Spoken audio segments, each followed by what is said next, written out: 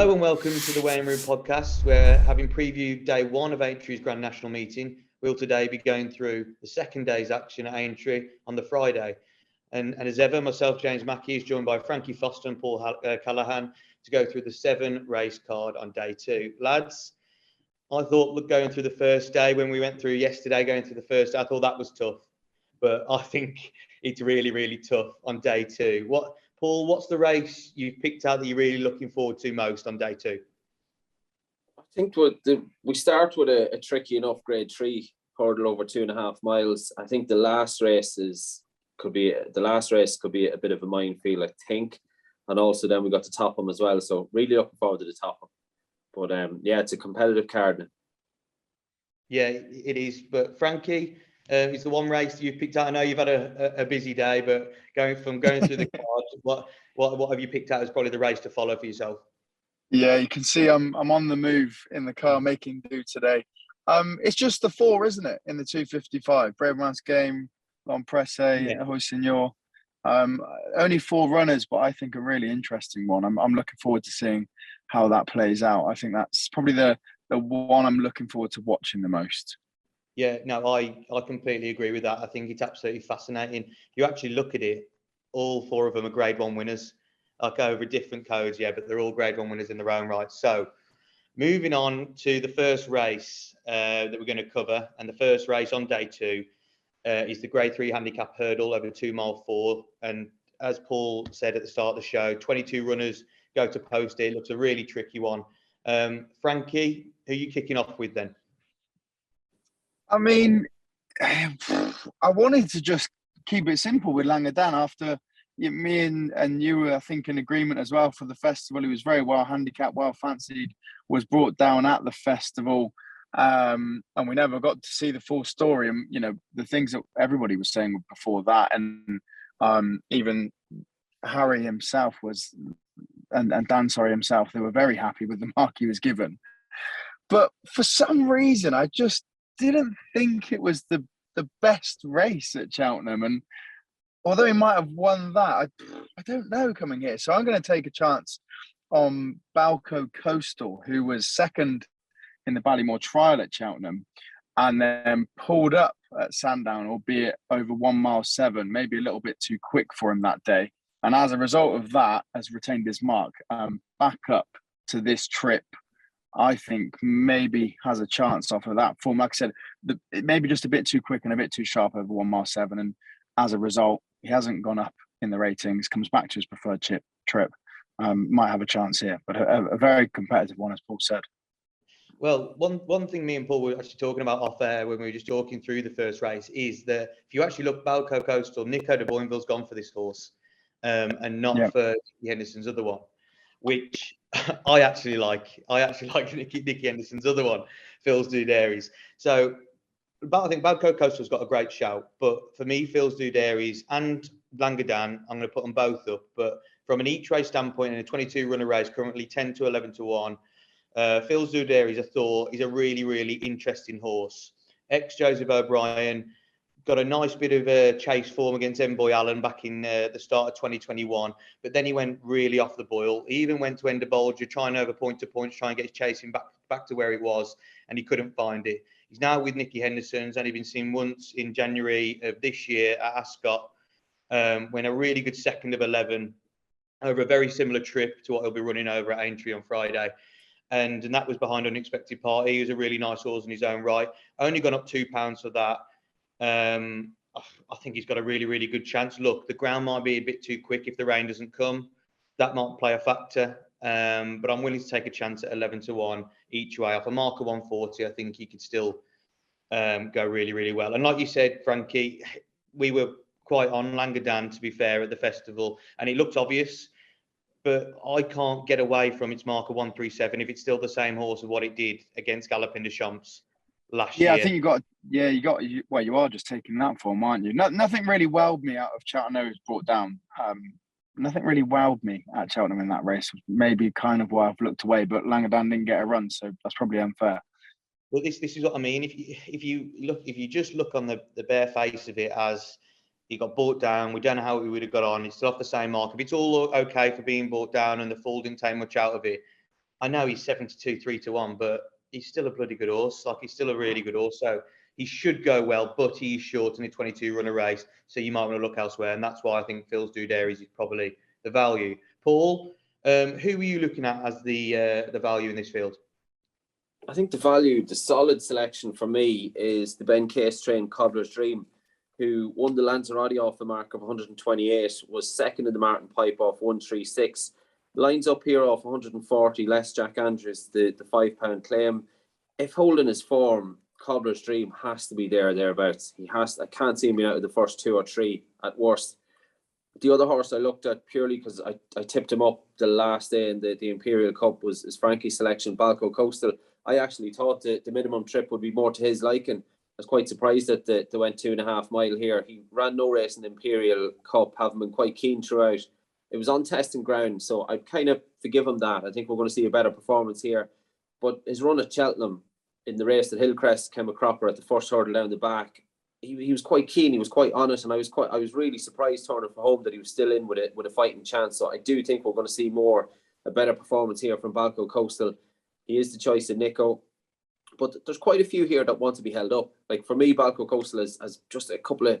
There's too much for me that needs to go right for him. You know, for a betting purpose. It's a big field.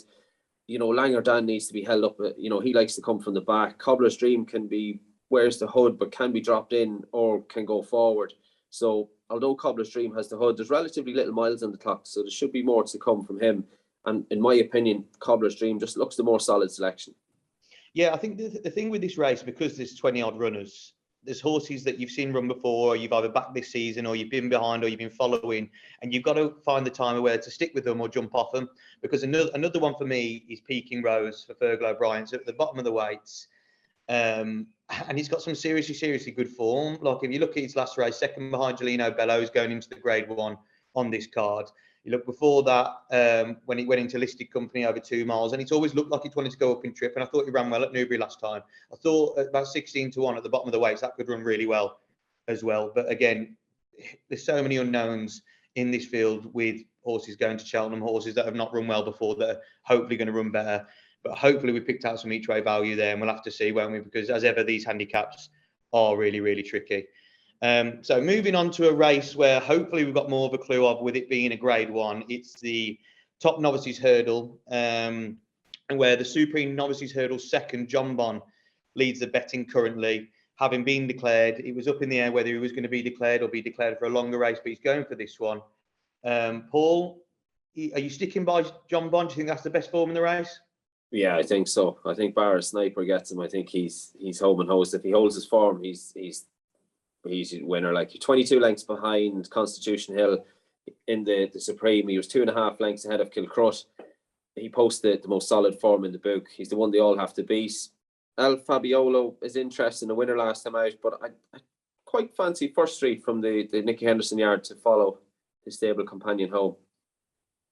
I think what really got me when I looked through all these races today, and what got me about this race was, if you First Street and John Bon are rated exactly the same on 147, and for me, it's strange because you think John Bon's just a better horse because he's been running in better races. But if you actually look at First Street, he's been running really well in defeat behind some really nice horses. If you look at State Man, finishes second behind him last time in the county hurdle, wasn't far behind him in second. If he's gone up to 151. He's got to go up to a mark of 147 really off that run, hasn't he? But yeah, it's a tough one. Frankie, are you with John Bon or are you against John Bon? To be honest, I don't know. I've been going back and forth on this all day, and I just can't make my mind up. John Bon it's got to be the sensible choice, hasn't it? We know much more about this horse. You just have that fear of this unknown Mullins horse, who I don't know when he came over from France and how long he'd had him for, but I'd imagine the reason it maybe didn't go to Cheltenham was because he hadn't been with Mullins very long. He's had one run where he absolutely bolted up 13 lengths, and second place, I think, went on to come about 12, 13 lengths off the winner at Cheltenham. Maybe a slight worry for quicker ground, which, we know that John Bon would handle. That Mullins horse has only ran on soft and heavy in France, and it was real heavy over in Ireland. I'm to and froing all day on. Do you stick with the obvious John Bon, what we know, or do you take a chance? You know what? Maybe I'd be eating my words, but I'd probably take a chance here. I don't know why. There's something about John Bon I just can't get on board with. So you might look silly when John Bon wins and proves his standard, but I'll take a chance here on the Mullins horse. Constitution Hill putting you off, so it is it? I know. Well, that's what I started to think. But what if people are talking about Constitution Hill as being honeysuckle already, and has every right to hammer the field in the Supreme. You know what, Frankie? I might be stupid myself because I've also gone to and the Mullins hype effect. Paul can see through that. He's a bit more experienced. Yeah, it's not even. It's not even from a price point of view now, because at 11-4, I probably wouldn't like it.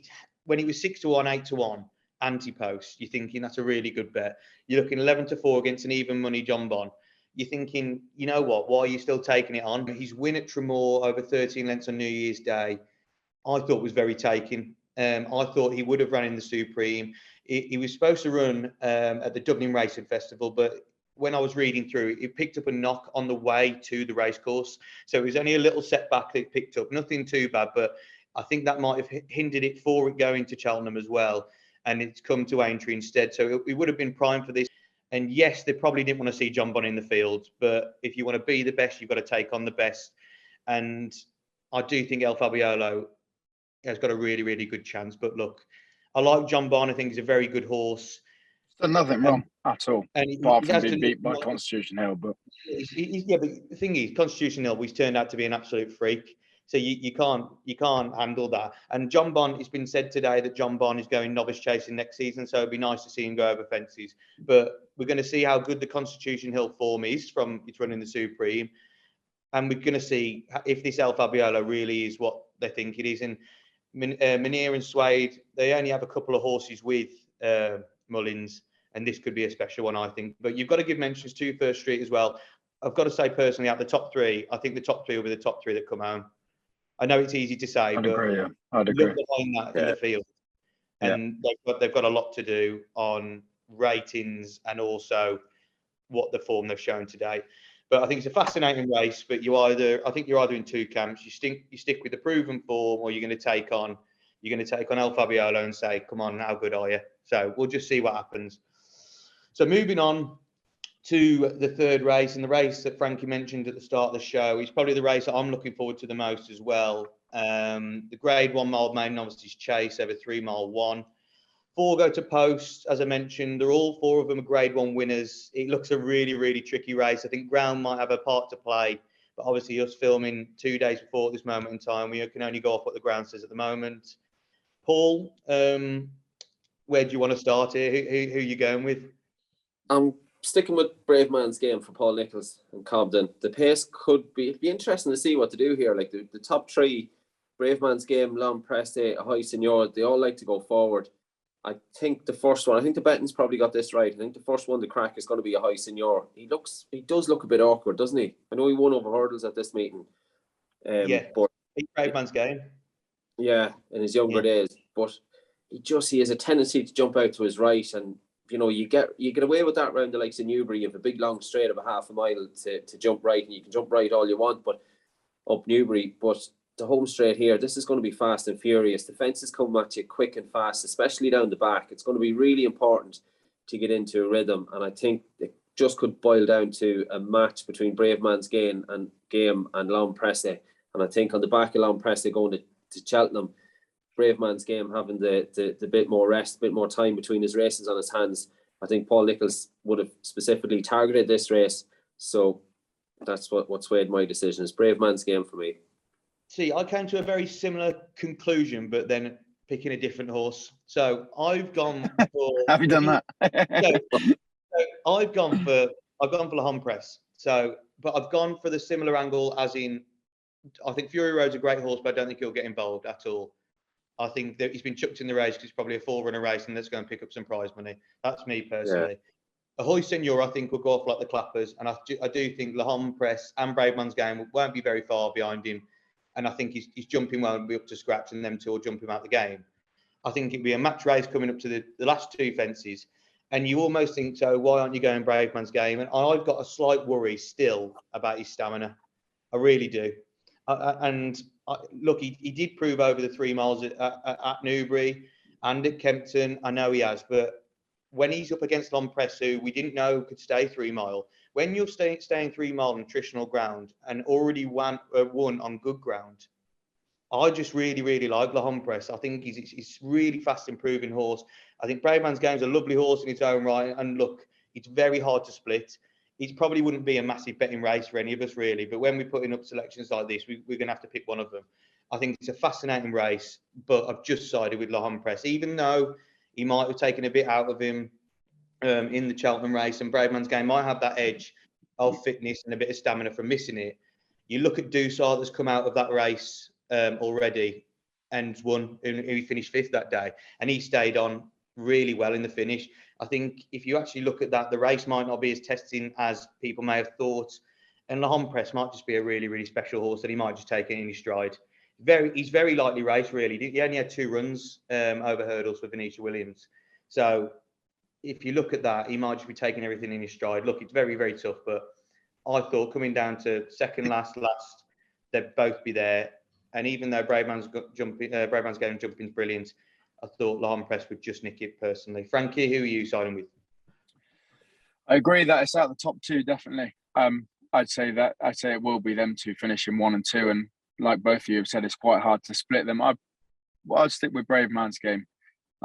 Just Lompress was probably more impressive than I expected at Cheltenham, and put some good horses to bed, and like you said, stayed on really, really well.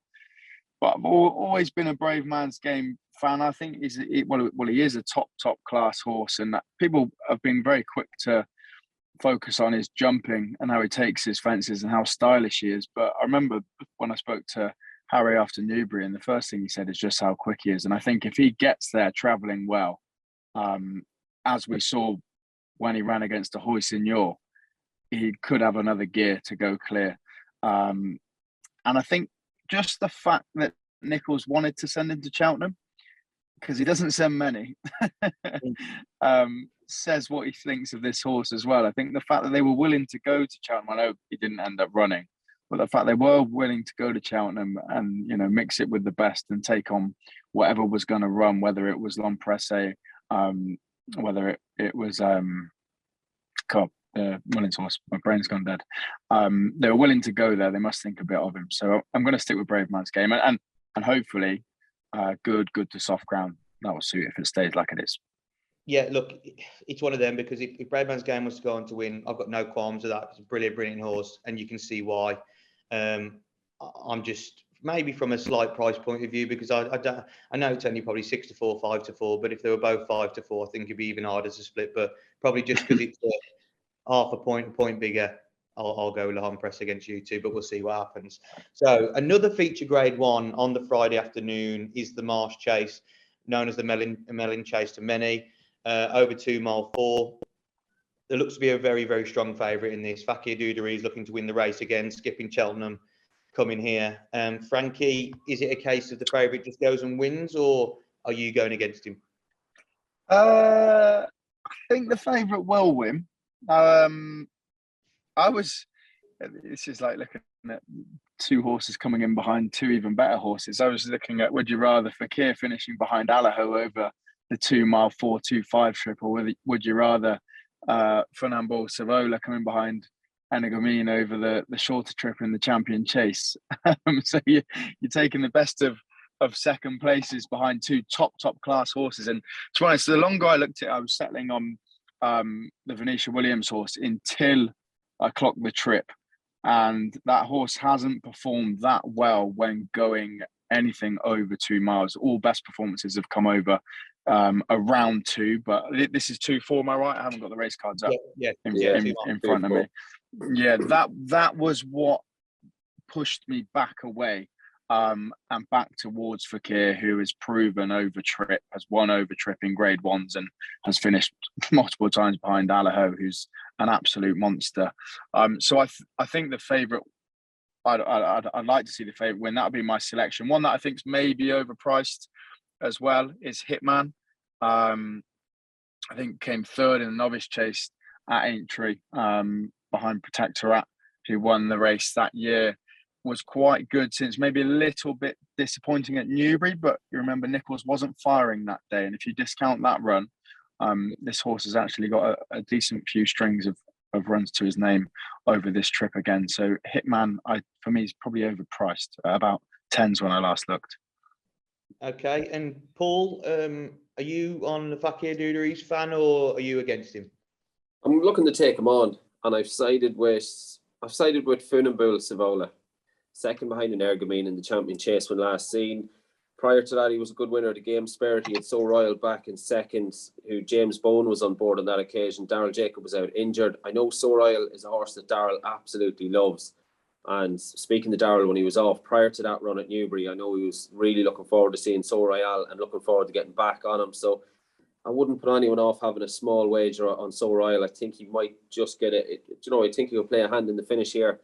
But as Frankie mentioned, Funambule Savola is, beyond, he just doesn't.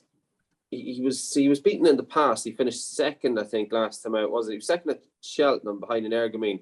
But I looked in the past. It was at Huntingdon behind First Flow in the Peterborough chase. I think he was banged there until he approached towards the last fence. But I'm just going to take a chance on him, one more chance on him with this 2.5 miles trip. His best form is over a galloping track on 2 miles. So on that theory, he should see out the 2.5. I think he is a half decent horse here. Slight concern would be the sharp track, but when you look back, he's chased home Shishkin in a Grade 1 at this meeting last year. He was 20 lengths clear of the third. So just at a bit more of a workerman's price, I'm going to stick with Venetia Williams as runner. Yeah, I think Venetia Williams' horse is a really, really nice horse, but I'm a bit bullish here, lads. I am a bit bullish on. I think he could be arguably my best bet of this 3-day festival. I really do. There's the nut. I've had a bit of a soft spot for this horse when JP bought him after winning at Cheltenham back in the day when it was in the juvenile days. But I just think this horse in this field, going back to a race where it won really, really well last time. Allaho is one of my favourite horses in training at the moment. The form behind that, you can't knock it up whatsoever. And this year, going win a Clonmel chase, again, racing behind Allaho at Pearls, and then going to Ascot last time out. Yes, it probably wasn't the strongest Grade 1 in the world, but landing its third Grade 1, I just think this horse, missing Cheltenham, could have probably gone and finished second or third behind Allaho again, but he's saved himself. Joseph O'Brien saved him for here. And I think he'll take a serious lot of beating. I really do. One I will say that really took my eye, actually, quite a big price at 20-1, is Paint the Dream for Fergal O'Brien. Look, he's not a Grade 1 horse. He hasn't proved it yet at all. But the way he beat Tamarok Damatan last time in the Grade 3 Greatwood chase, I thought that was really, really special. I thought it was really, really good. Yes, it was against lesser horses, but I thought it was very, very good, and he deserves his try in a race like this. And I thought 20-1 each way, if you can get 4 places, I thought was quite a nice bet. But if you're looking for a horse to win, I'll be very disappointed if Fakir Duderies doesn't win for myself. So that would be my go in this race. So probably the trickiest race on the Friday card is the Grade 3 Topham handicap chase over the national fences. Paul, obviously you were talking on day one. You've had a spin over the national fences. You know what it's all like. So hopefully you're going to find us the winner in this one. Yeah, well, Mac Toddy was the winner of this last year, but I've actually gone with Senior Citizen for Alan King and Adrian Heskin. He's had a few goes around here, and he seems to be getting better. His first run around here, he finished 7th back in 2020. That was in the Grand Sefton. He was third in this race last year, second in the Grand Sefton behind Mac Toddy back in November. He has a handy weight of 10 stone 8, and yeah, I think he has to be thereabouts. I'll be surprised if he's not in the first 3 on the approach towards the elbow. Yeah, this is the thing. I was also looking at Senior Citizen, and after he's run in this race, I actually followed him, looking to see what he was trying to do. But it looks like he's come back and been set up for this race again. Obviously, the prize money's nice, and he obviously seems to like it over the national fences. So definitely in with a shout. Frankie, who did you come down on in this one? It's a tricky one, isn't it? I was nearly tempted by the top weight, Royal Rendezvous. Mullins bringing this horse over to England for the first time, maybe trying to have a pop at that champion trainer across 2 countries. But I landed on Palmer's Hill. I looked way beyond its mark, this horse, when it won at Ascot. I remember them saying that day, they interviewed the owners, saying that it's been a tricky horse to get right, but things finally had started to click, and he won well that day.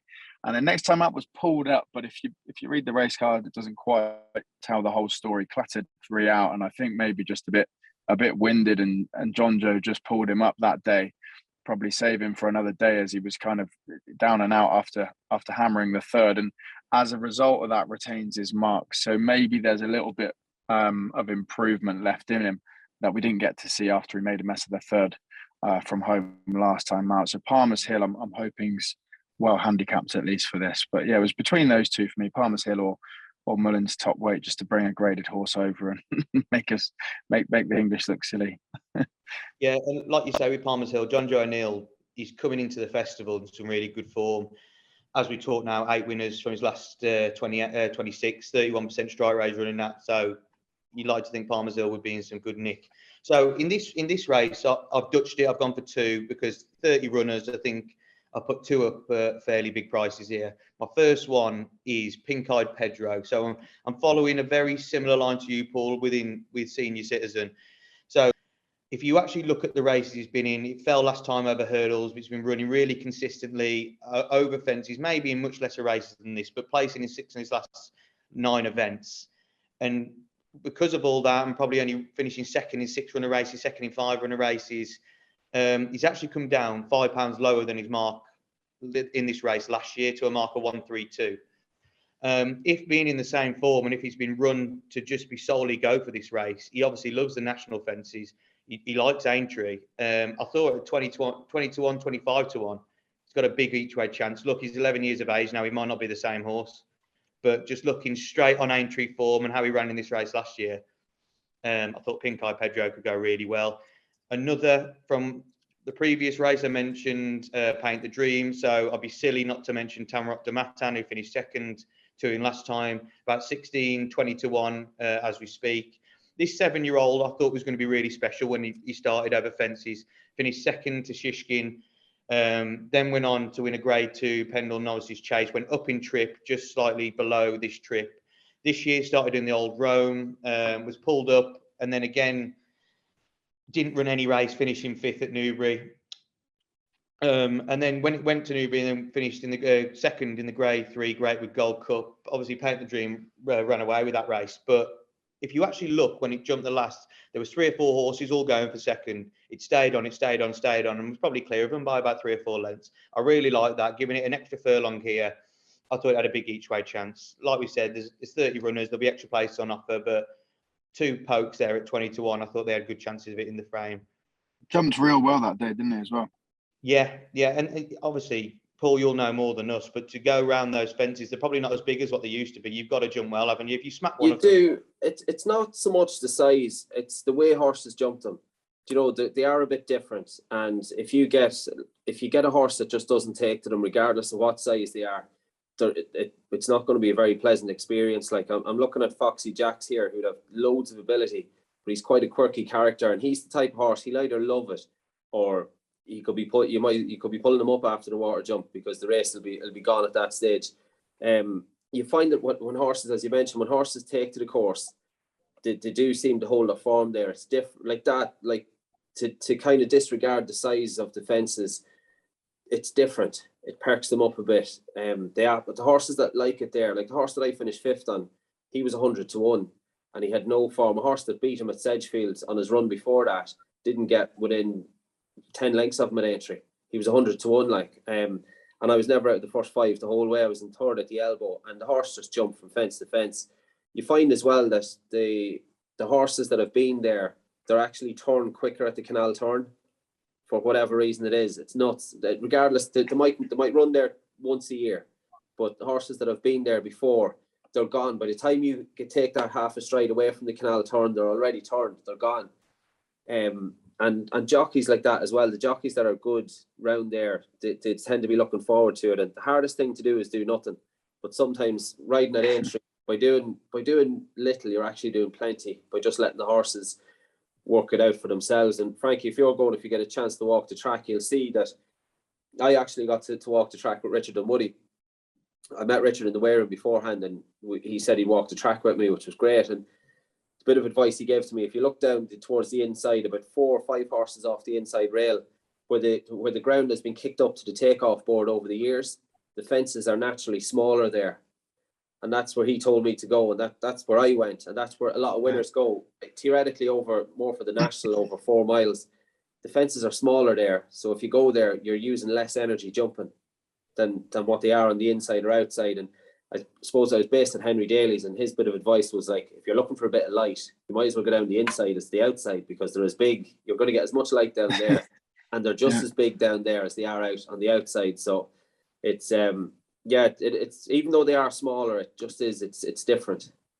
No, it's very interesting, Dan. It's nice to get your opinion on this, obviously going through it, because it helps a lot of punters, really. Because how are we supposed to know that? We're not supposed to know that unless we hear things like from jockeys or ex-jockeys. Honestly, from knowing from stuff like that, I'm not saying it's going to change people's opinions, but it might give them a bit of extra something to think about when picking certain horses. I don't know, you're not going to know where the horses are going to be, but yeah, like I would as well. Like, sorry, James.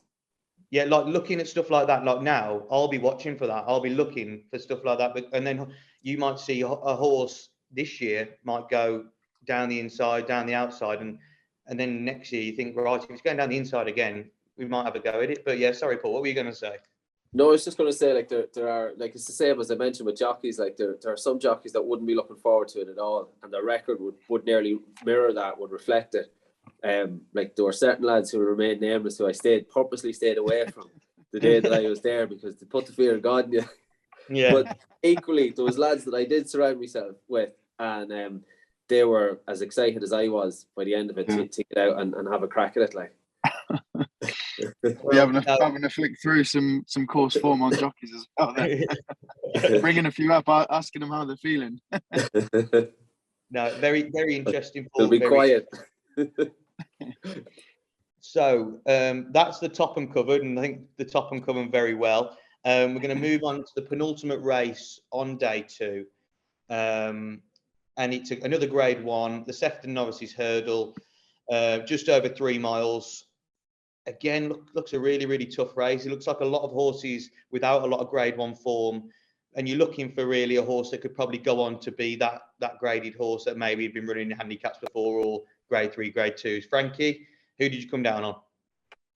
Another Nichols runner for me, Gelino Bello. Got his hurdling start off to a win at Aintree, and then since just hasn't quite been getting his nose in front in graded races. You know, a couple of seconds, third, fourth, I think. Not many wins to his name, and was actually about 6 lengths behind Cobbler's Dream, who goes in this as well, but gave loads of weight away that day. And I think coming into this race, again, Nichols likes to target Aintree. He's had a nice little prep run in a Class 4, I think it was, round Newbury. Nothing too tricky for him. Just keep him fit for this. I think he comes into this well prepared, decent form, especially at the previous weights. And I think he's got a great chance. Yeah, I'm absolutely with you here. I think Gelino Bello's got a really, really good chance. I think, personally for me, the form behind Blazing Cal, who was favourite for the Albert Bartlett, but picked up a step back for Charles Burns. I think that's some of the best form on offer going into this race, personally. I think Skytastic's a really interesting horse for Sam Thomas, and I think the step up to this trip will bring improvement. And I think, obviously, Banbridge is a really nice horse winning the Martin Pike, but I really do like Gelino Bello. I think this has been one of the targets all season, to be able to go for this step back up in trip. Yes, it's been the bridesmaid on a couple of occasions, like you said, at Cheltenham. But winning last time out against Peking Rose, which I think is a nice horse as well. I thought it set it up perfectly for this. And I'm completely on your side here. I think Gelino Bello, and currently 6-1, could even be an each way poke. Yeah, definitely. And the way he's finished, and as I said, lots of seconds, thirds to his name, I think he'd be in the frame, wouldn't he, at 6-1? Yeah, I'd like to think so. Yeah, so Gelino Bello for me also. Paul, who did you come down on? Going with Banbridge. I was just thinking there, listening to you. I think Paul Nicholls at this time, if he doesn't get a winner at this stage, he's going to be pulling his hair out. He'll be a man that you'll not want to be around at this stage if it's not working out for him. Yeah. I think regarding Banbridge, I think all eyes will be on Cobbler's Dream in the 145, who finished second behind him at the Cheltenham Festival. He gets the tentative nod. He's short enough here, and I do like to take on the favourites, but just going through the field, he has the most solid form, I think, in the race. I did look at Kim Bailey's horse, Fair Frontier. I think he's a bit better than he showed on his previous start in graded company. He finished 5th at Sandown. He's won his last 2. He's a 7-year-old, only having a 7th start. He can be a little bit keen. 7 career start. He's had 1 run between the flags. So he's obviously been a bit backward or had his issues to train. Possibly, given that he is so keen, he's possibly been mentally a bit backwards. But I think there's more to come from Fair Frontier. And I think he could well outrun his odds. But on all known form, I'm going to stick with Banbridge.